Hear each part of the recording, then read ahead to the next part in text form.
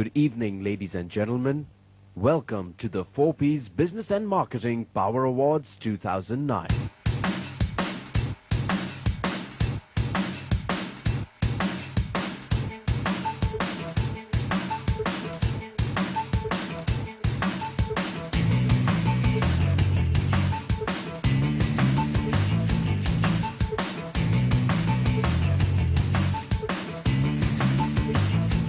So I'd like to call my partner on stage for this evening, Mr. Rohit Manchanda, President, Corporate Communications, Planman and IIPM Group. Ladies and gentlemen, a huge round of applause for the young and dynamic Rohit Manchanda.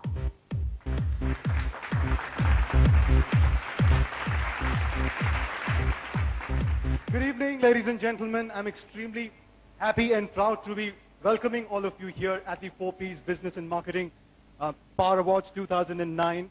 I'm sure all of you are as proud and all of you are achievers and all of you deserve to be rewarded. You know, I'm sure all of you would have seen various media houses, all of you would have seen various awards being given by various media houses, but there's a big difference at Planman Media, and the difference is in the quality of leadership. You know, various media houses think that they're contrarian. We are.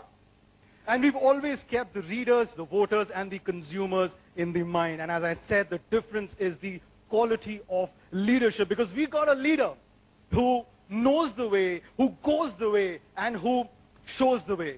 So ladies and gentlemen, you know, there have been various times when a particular pertinent, truthful story has been particularly encouraged, in spite of it not being liked by the powerful of this country. And that's the spirit of Planman Media.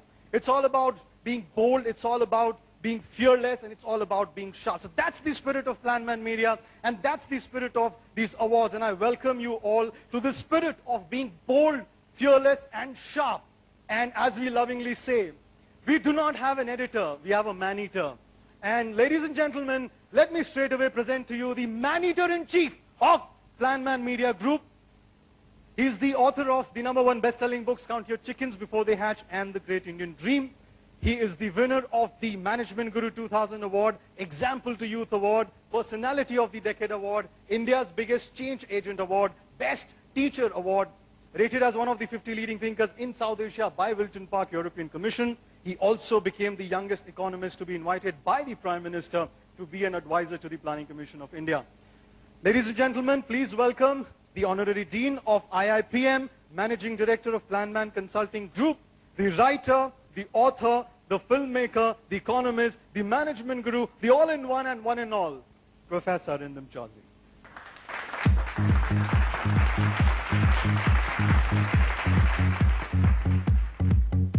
Thank you, Rohit. Thank you, ladies and gentlemen. It's a privilege that you all are here, and the leaders, the best of the people who have driven the corporate world for the last year and for years together. And in the midst of this so-called economic slowdown and recession, here we are to celebrate, and I want to tell you why not. Of course, before that, I must tell you a little bit about 4Ps Business and Marketing. 4Ps, as you know, are the 4 cornerstones of marketing, as the saying goes, and that's product, placement, promotion, and price. And at IIPM, in fact, in our entire group, our philosophy has always been business is marketing. And to take this forward, this entire concept that business is marketing, it was very important for us to bring to the public a magazine also which would focus only on the exciting, dynamic, the aspect of business that really makes the most important sense for the common man, as well as which drives growth. Along with that, we got a couple of more magazines, Business and Economy, which is a completely focused on business and economy. The magazine's niche is economics. And finally, we have our Sunday Indian, which is a news magazine which is the only news magazine in the world actually in 14 different editions.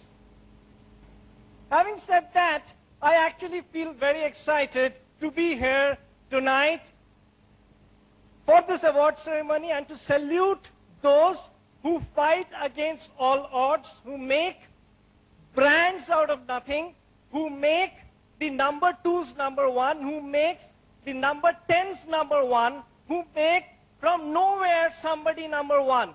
And that is the exciting world of business. And I assure you that this is going to go on. And this is going to go on despite the economic slowdown. And it takes me back, ever since this entire recession has hit the West and US, it took me back to 93 when I was writing my book, The Great Indian Dream, and there I actually wrote why this recession in the US and the US is absolutely inevitable. And while it was always coming, there's absolutely no fear that we need to have about this recession. For about 15 years, the Japanese economy had been in a complete state of what you call zero growth. You can call it recession or stagnation. And yet, we hardly saw any kind of panic in the world.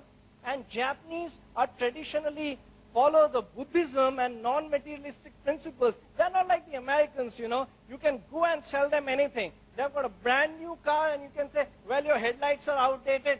Bring home a new car which looks better. You can't sell a Japanese housewife something that doesn't make sense. When somebody's needs are fulfilled, to sell him, you really need to innovate.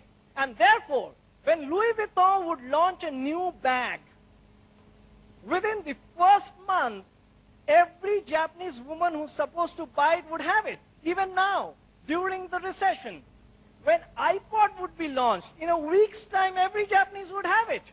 Stocks of these new things would finish fastest in the stores of Tokyo. But then they wouldn't buy anything else. And this is the time, interestingly, when Toyota realized, and Toyota became number 1 not 15 years back. It became number 1 last year. And they worked hard. They realized that the Japanese markets are saturated.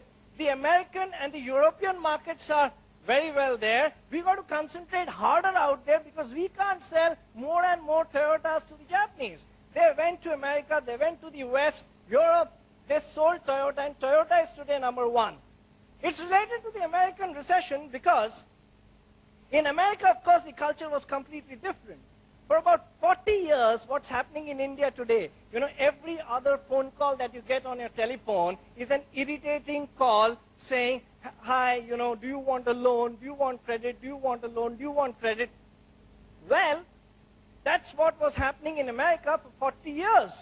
And in 40 years, the aggressive marketers in America finished off every credit-worthy American's next 15 years of income.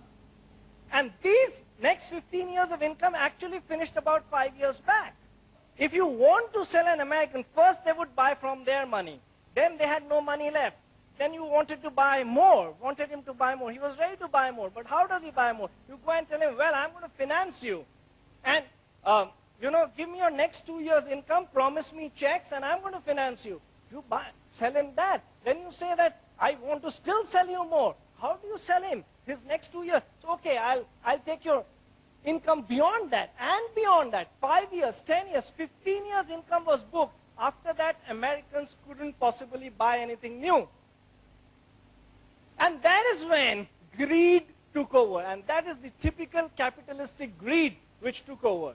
And they went to those who were outside the market, who were non-credit worthy. They went to those criminals, the street side beggars, the guys whom they had already rejected loans, and went and said, well, do you want credit? He says, well, I don't mind it, but you'll have to pay double the interest. They assume 50% would default, 50% would pay. But they are outside the credit worthiness because they were good for nothing. All of them defaulted. They took loans at 18% instead of 9%, but all of them defaulted, and the banks crashed, and it had to happen. Why is it then good news for us?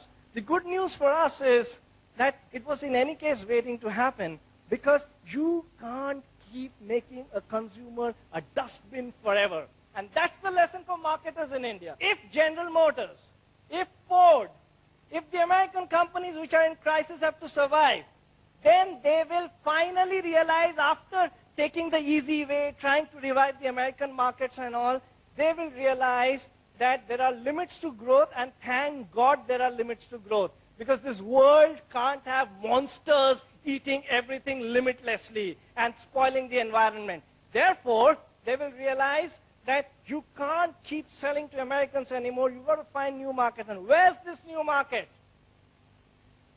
That new market is throbbing out here in India. They've got to invest here in India.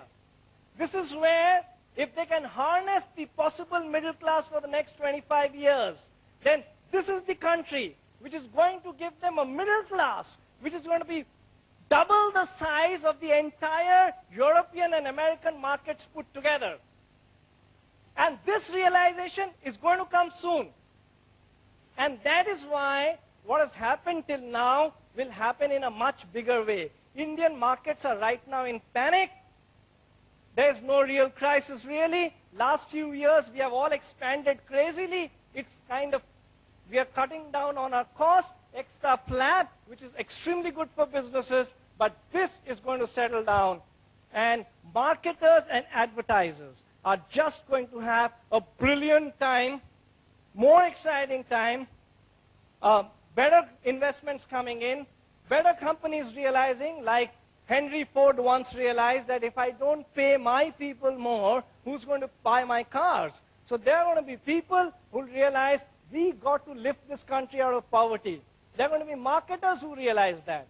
They're going to empower consumers. They're going to empower marketers. And they're going to see to it that this middle class is harnessed, of course, along with the Chinese, the Latin American, and finally the African. And what we're going to see in another 40 years is the real flat world, where all countries will become really equal, because all countries will have limits to growth. They will grow beyond a point, and this American recession is not like magic going to be cured in a couple of years. It's also going to last, like the Japanese, 10, 15 years. And now they will realize what the Japanese went through, and that there was nothing wrong in it.